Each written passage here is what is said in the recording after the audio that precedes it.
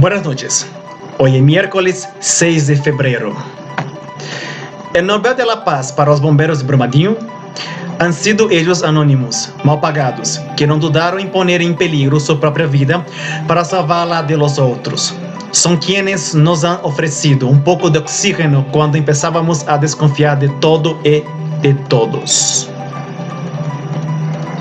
Brasil nunca conquistó el Nobel en nada.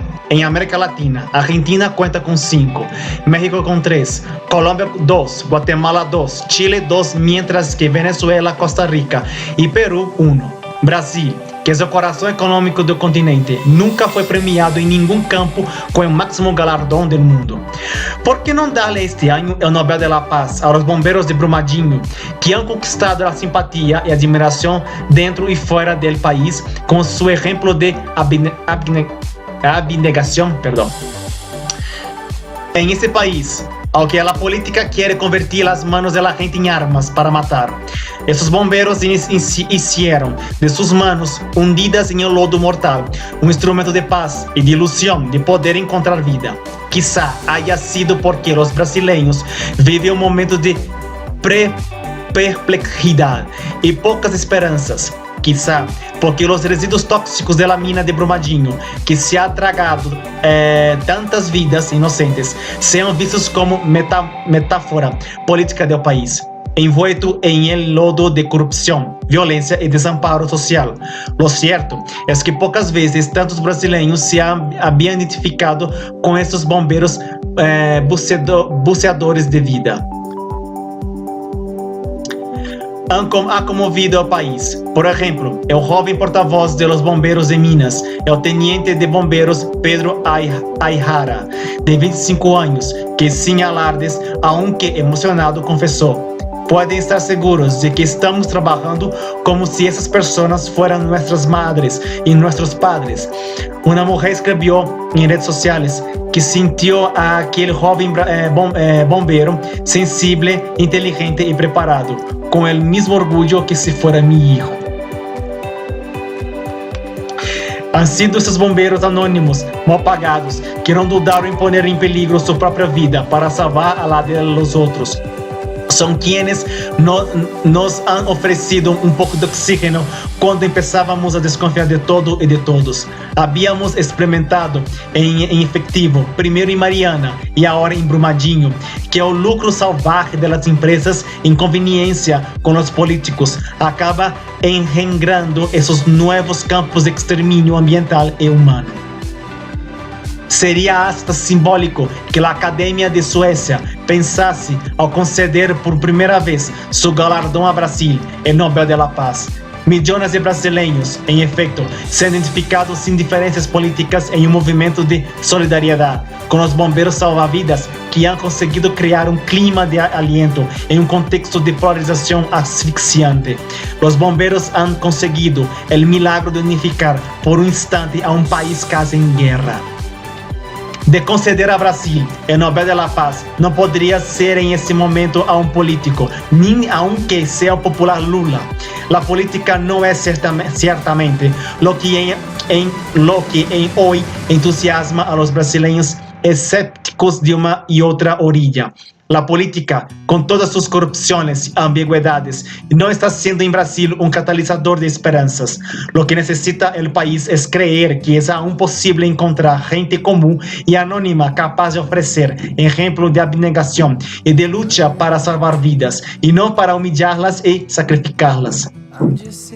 Hay ya demasiada muerte, demasiada desconfianza entre los más marginados para que se pueda pensar que ese galardón a un político crearía algún tipo de conmoción nacional. Que el gobierno de Brasil, que nunca ha conseguido un Nobel para ese país, pida si acaso que se le otorgue este año el de la paz a los bomberos de Brumadinho. Sería la mejor metáfora de que la gente no ha abdicado de luchar por un país más decente, más de todos y no solo de los que siguen acumulando privilegios.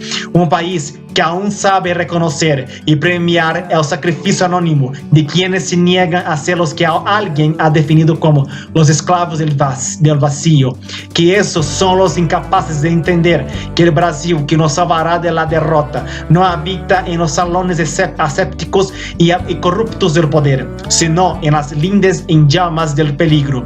Los trabajadores siempre a la espera de que puedan ser atropellados por quienes les prometen peligrosos paraísos imposibles. Ese Brasil está vivo en el corazón de quienes aún son capaces de ofrecerse para salvar la vida de gente anónimas como ellos. Son, sin duda, sembradores de paz, capaces de emocionarnos cuando creíamos que el escepticismo nos había ya secado el corazón. El Nobel a ellos engrandecería al Brasil invisible, levadura de tiempos más luminosos y menos enfangados de los de hoy.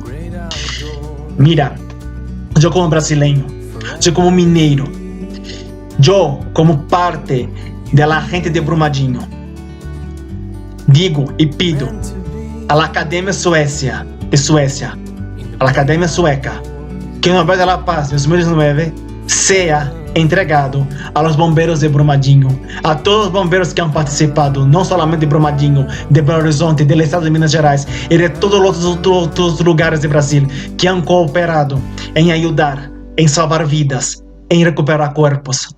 Ellos sí son héroes. Gente, a mayoría de ellos que no han ganado su sueldo bien año pasado y no saben cómo será este año. Ellos que dejaron todo para estar allá, para salvar vidas, para recuperar cuerpos, para dar su vida para el bienestar de la gente que han perdido familias, que han perdido entes queridos, que han perdido la ilusión de un paraíso. A ellos, solamente a ellos, merecen ese gran premio, el Nobel de la Paz. Más nada. Creo que sería la única oportunidad que Brasil tiene de ganar ese galardón. Por favor, que ese apelo, tanto del periódico El País, uno de los más importantes del mundo, como de mi video, puedan llegar a la Academia Sueca y pueden realmente dar el Nobel de la Paz a la gente que realmente merece. Infelizmente, yo vi tanta gente ganando el Nobel de la Paz que ciertamente no merecían. Y ellos, que son héroes a las 24 horas del día, merecen, por favor, de ese premio. No es un premio, dale este reconocimiento a ellos, a estos héroes sin capa, a estos héroes que no miden esfuerzos para estar allá en el lodo, bajo lluvia, bajo sol, en la noche, en el día. A ellos, mis respetos. Muchas gracias. Gracias por mirar ese video en español. Si quieren aprender español o hablar conmigo en español, ya saben, pueden venir aquí a Clase para los Idiomas o podemos ter clases a través de Skype en cualquier lugar del mundo. Muchas gracias a todos y fuerza Brumadinho. No están solos. Gracias. Buenas noches. Bye.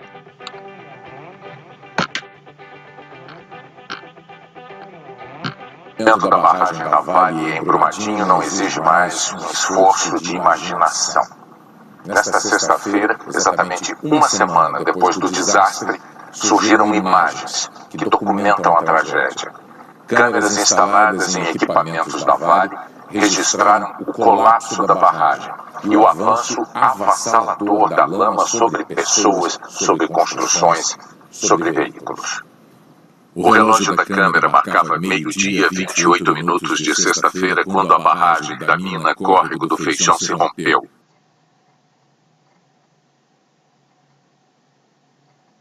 Em segundos, ela se desmanchou e se transformou num tsunami de lama. A cena lembra de uma implosão.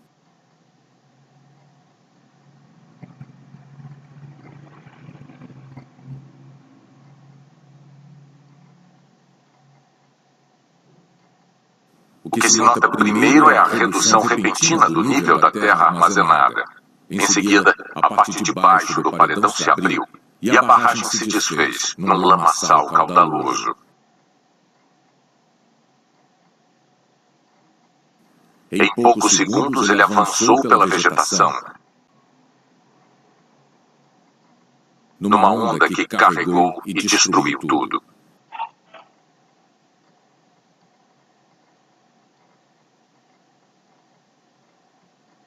Com a imagem ampliada, é possível notar que, no momento do colapso, havia algumas pessoas sobre o gramado que recobria a barragem, bem no caminho da lama.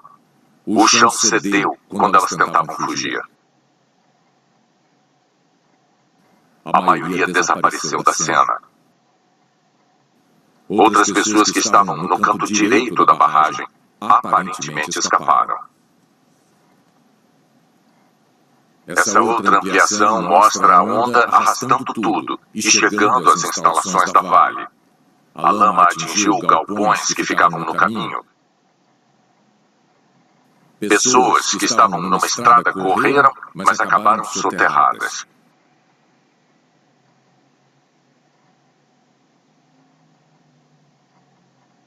Momentos depois, é possível ver um caminhão. E a lama continuou a escoar do local onde ficava a barragem.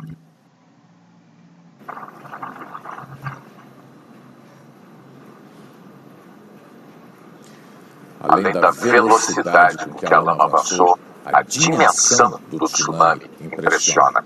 Usando como referência as pessoas que aparecem na cena, a onda parece ter uma altura. A velocidade com que a lama avançou, a dimensão do tsunami impressiona. Usando como referência as pessoas que aparecem na cena, a onda parece ter uma altura 12 vezes maior, que se movia a 70 km por hora. A Vale afirmou que entregou as imagens dessa câmera às autoridades no sábado à noite e que imagens de outras câmeras foram entregues nos dias seguintes. Elas ficavam numa área chamada de Zona Quente, interditada inclusive para a própria Vale. É o caso dessa câmera que nós vamos mover agora. Ela estava posicionada no topo da barragem e no fundo da imagem, vamos ver, surgiu uma nuvem de fumaça. Em poucos segundos, o chão do gramado desmoronou e desapareceu, enquanto a barragem se transformava num rio de lama. Agora nós vamos ver imagens da câmera que estava perto da linha de trem e da garagem da mina. Uma nuvem de poeira no alto do vídeo apareceu atrás dos trilhos do trem. É possível observar árvores e postes caindo em sequência. O trem que estava em movimento parou num determinado momento. Neste destaque da imagem, aparecem pelo menos duas pessoas. Os trabalhadores correram. Um deles caiu.